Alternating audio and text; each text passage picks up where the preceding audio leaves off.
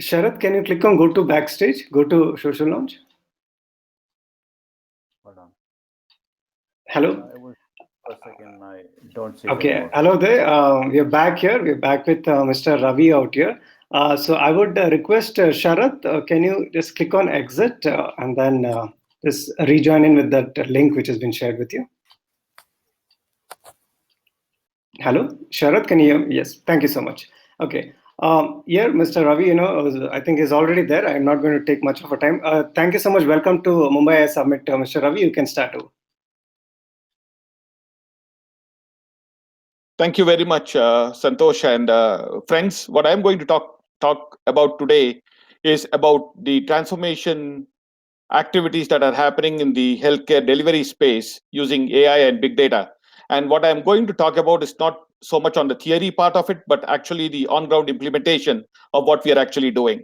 Kanishka laid a beautiful foundation. What he told was music to my ears because it takes away a lot of drudgery that otherwise I need to go through for coming up with useful insights and inferences from the petabytes of data that I normally deal with. Let's look at as a context to this, let's look at the global healthcare challenge that we are faced with. 1 out of 3 people is expected to be diagnosed with cancer in their lifetime. 500 million people suffer from COPDs, the respiratory diseases. 1 billion adults are prone to hypertension, and about 400 million people worldwide have diabetes. So when you look at these sort of numbers, these are numbers to scale, and by no means these are trivial problems which can be solved. And therefore, it throws to us a certain degree of challenges that we have not seen in the past. What I wanted to show here is basically a photo that was shot by me at the Zhongshan Hospital in China. When you look at this photo, a couple of things are pretty starking. Look at the crowd that you get to see here. It's massive. The age of the crowd, you find that these are the chronic disease and treatments are setting in at much earlier in the lifespan than ever before. Cost, quality, and access seems to be the order of the day now. Any amount of spending that happens is not going to take us to where we want. I am saying all this just to build a case to how AI is going to help us solve some of these, tackle some of these problems. If you look at what I showed you was only a representation. If I look at the emerging markets, this is a very common feature in the sense hospital beds are there's not sufficient hospital beds for us. We don't have doctors, we don't have nurses. There is only so much that we can spend. Take the case of US. US is spending something like 16% of its GDP on healthcare. Japan is currently at 12%, and by 2050, given the aging population and the decreasing birth rate that they are having, the spend is expected to be over 30%, which are untenable options. So if I look at the parallel, if I look at the world around us, there are 4 profound trends that are shaping the future of health technology. First one we talked about, which is basically the global resource constraint. Any amount of money or any amount of infrastructure that we pump in is not going to suffice for us. Aging population and the rise of chronic illness is another aspect that we need to deal with. Given the way that the IT industry has caught on, it has also brought along with it some of the challenges in terms of building up chronic diseases, like, for example, obesity, hypertension, the restricted movement that we are now used to. All these add to the chronic disease burden that we already have. On the flip side, we have increasing consumer engagement thanks to the digital world that we live in, and of course, digitization and the availability of huge amount of data on which we can draw inferences. So when I look at digital technologies, these are the stuff that enable precision medicine. We look at wide longitudinal data, like, for example, a patient monitor or a Holter, which records an ECG signal for 24 hours, 36 hours, or even for a week at times. You look at deep data, which gives you more information than ever before. Like, for example, suppose I have a pain on the right side, and I know that is the liver area. What I would possibly do first is to go, in the earlier days, I used to go and take an X-ray, then follow it with an ultrasound, and then follow it with a CT. Now you look at the present day medicine. You start with an ultrasound, you do a CT, then you do an MR to go to the next level of details, and then you can get on to the textural analysis using MR, and then you start looking at the cell structure, and then you start looking at the genomics. So you got MR, then you got digital pathology to come and support you there, and then followed by the genomics. So now basically what you're looking at data which goes very, very deep, and you are able to draw inferences at a genomic level and not at a surface level, which used to be earlier. And then, of course, you've got the dense data and the big data pattern recognition. And the question is, how do I correlate the data that comes to me from different sources? When we look at the programs where we think AI comes to our help, is more in the intensive and the ambulatory care, in the chronic patient management, as well as prevention and wellness. So this is basically what we called as the continuum of care. And that's something where we want to ensure that right from the time you are healthy to the time you sick and to the time you recover, you are able to use your data and bring in some meaningful informations which are very, very pertinent to you. Let's talk of a few examples. Like, for example, how do I empower patients with chronic conditions to self-manage? COVID has taught us social distancing. COVID has taught us saying that you cannot go close to a patient even when you are, it's all about isolation and stuff like that. Given the situation that we have now, how are we going to ensure that the patient still gets the quality of care that is needed to? Or, for example, old age, where it is practically impossible for you to go to a doctor for the smallest of stuff. How do we ensure that we are able to sort of pick up your monitors, pick up your vitals, and empower the caregivers through remote care options, by virtue of which they are able to monitor you a lot more closely than ever before and give you predictions and guidance, which helps you lead better lives. When we look at like, for example, when we are able to do a routine monitoring of chronic cases, simple measurements like, for example, your blood pressure, your blood sugar, the number of times you pass urine, the weight that you are up to, the eating habits. When you start looking at all of these and when you start monitoring them and driving interventions around it, you find that you're able to reduce the cost of care by about 26% and readmissions by 52%. What you get to see on the right is basically a digital patch which measures a 2-lead ECG and transmits to a doctor in case there is a situation like an afibrillation or arrhythmia or any of those sorts, so that the doctor at the far end is immediately able to advise the right interventions for the patient, even though he's not in contact with him. Let's look at a critical care piece, wherein in this what you're trying to do is, whenever anybody thinks of an ICU, the first thing that comes to the mind are the big corporate hospitals that exist in Bangalore. Suppose a person in say Channapatna or in Mandya, which is about 100 kilometers from Bangalore, if he suffers a cardiac event, then what's the workflow there? They have to find an ambulance that will get him into Bangalore. That itself takes about 3 hours. And then you find that the costs in Bangalore are so high that it might become economically impossible for him to sort of afford it. Gone with it are the fact that you also have people traveling with him, and there is an entire ecosystem of sorts that we need to take care of. What if I had the same facility in Mandya, where this guy could go to a local hospital and ensure that all his parameters are transmitted live to a command center, say in Apollo or in Fortis or in Manipal, where the intensivist who basically handles the ICU cases is able to provide an oversight and give the type of care that is needed for the guy in Mandya without him having to travel to Bangalore at all. Now, if that happens, that's a beauty, because for one, you're able to save the time and therefore the muscle that the myocardial infarction would actually impact, or you are able to save on the cost, because the cost of an ICU in Mandya would be 5 times cheaper than what it is in Bangalore. And also the balance of the ecosystem, all of them don't have to come to Bangalore and find accommodation for supporting the patient. They can as well be in their homes and then take care of the patient on an as needed basis. So there is enough and more to say that remote ICU is something that is going to really change the way the ICU care is actually dispensed. This is something that is already live in India. It's not only Philips. We have got many other companies who are practicing this. And this is something that has been able to have significant impact on the healthcare system.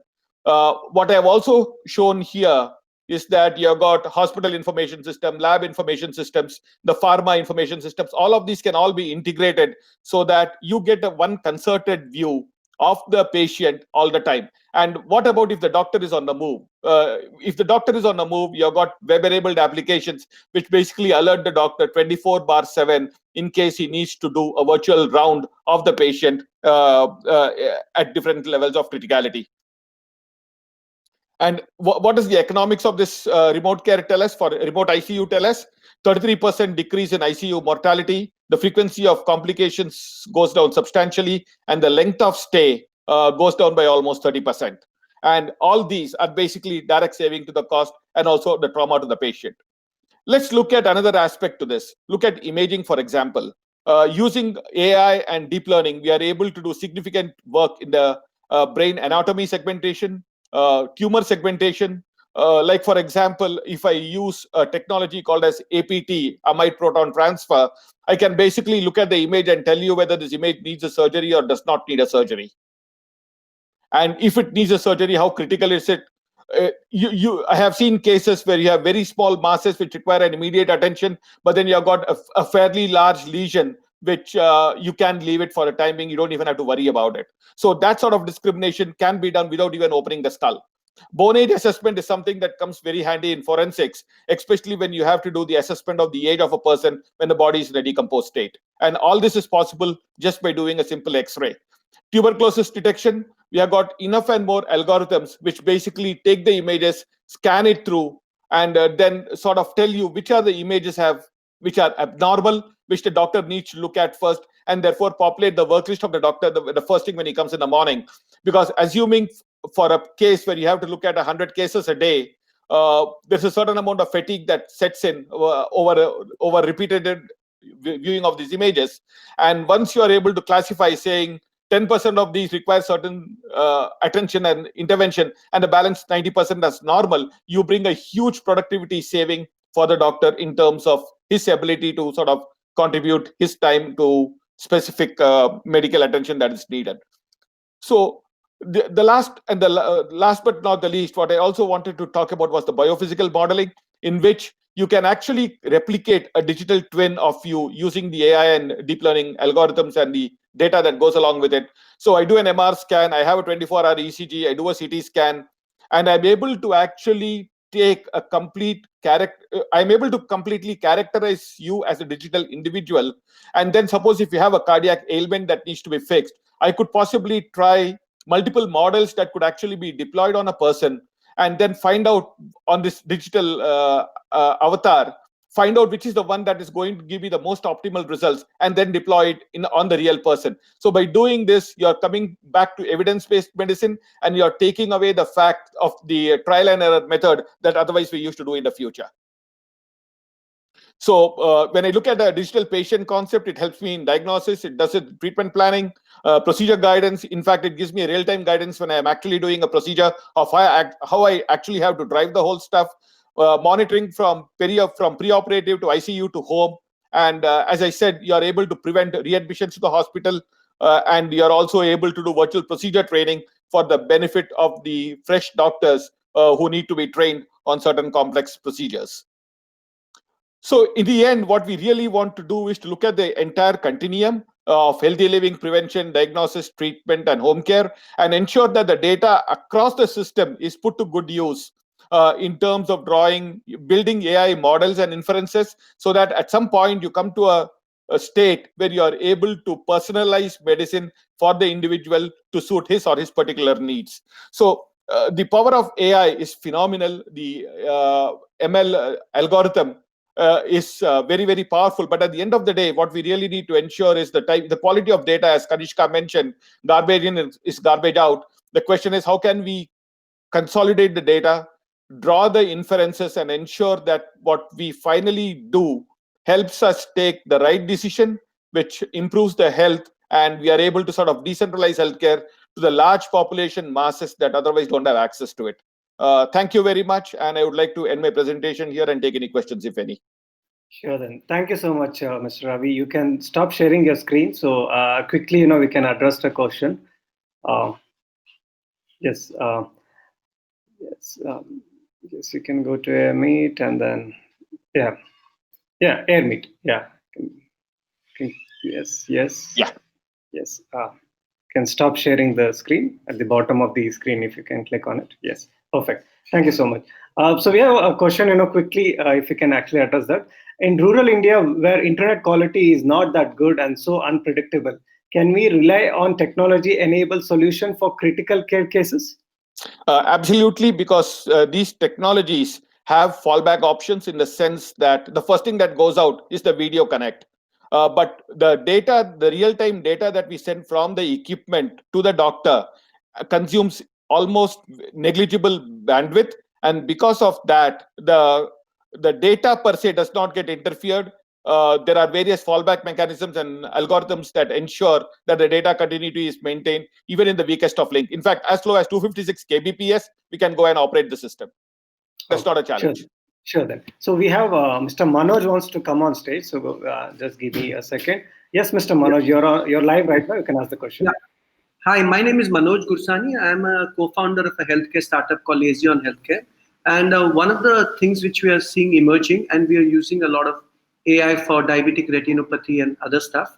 What you said was very interesting, futuristic, and also, as you mentioned, happening currently. The question is, how much frequently you see the usage of telemedicine in the current COVID situation?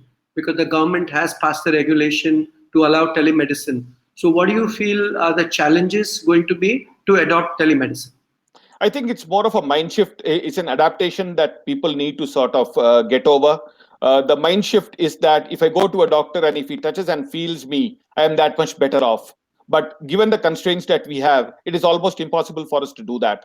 Plus, the home is today a much safer environment for us to be in rather than even go to a hospital, even for your normal checkups. Even I have aged mother in my house, and I find that going a telemedicine route is a lot more safer as it exposes her much less to the vagaries of the or the infections that I can get from an hospital. So I think it's going to be a mind shift. You're almost forced into telemedicine of sort at this point in time, and that is only going to grow. Given the fact that there's also a certain amount of refinement that is happening in the telemedicine, it's no more a Zoom or a Skype video call per se. There is a lot more information that the doctor is actually provided with a priori to take the right call. The history of the patient is actually known to the doctor, and that's what is going to make telemedicine a lot more effective than ever before. And the usage of AI on telemedicine? Absolutely. I think at this point in time, to be honest, Manoj, I am not sure how much of AI we actually have developed. There are pockets of excellence in the AI world, but then I think it's going to take another 3 to 5 years before we can do a meaningful inference or prescriptive analytics come to fore, because we have just about started gathering data, and having data per se makes no sense. What you really need to have is, you have the data, I use that, I give an intervention on the data. What has been the outcome? That has not been very well annotated and documented now. And that's what we are all waiting for, saying, if we can get for a patient, if we can get an entire history of treatment, that's going to make the interventions and the AI algorithm a lot more knowledgeable and predictable. That will be a lot more handy for us in the future. Thank you so much. Appreciate Thank you so much, Manoj. Okay, yeah. So running out of time, I'm going to quickly, question from Linda, Ravi. We're going to wrap up after that one. So, are you working on characterizing COVID-19 patients at home monitoring based on their vital signs? If so, how AI helps, and will it be on chip AI? There are multiple. I think it's best that I take this offline. And yes, we are working on it. There are ways and means for doing it. It not only it's the vital parameters. We are also looking at X-ray images. We are looking at CT images to see how the lung lesions are, and then try and draw inference. Now, as far as AI goes, that's going to take time. As I said, we need a fairly large database to draw meaningful AI inferences, which brings in an accuracy upwards of 95%, which normally a radiologist or doctor would do. But then, yeah, let's take this offline on a LinkedIn call, and then I'll sort of take you through what we are doing in this space. Definitely. So thank you so much, Mr. Ravi, for being here. And thank you, audience. Thank you, everyone. It was a very insightful session. I think there's a lot more to learn. You can drop in the questions, more questions to the team, and then we are going to make sure that Mr. Ravi is going to answer it. Thank you so much, Ravi, for your time. Thank you so much. Thank you so much. So wonderful making this presentation. Thanks for the opportunity.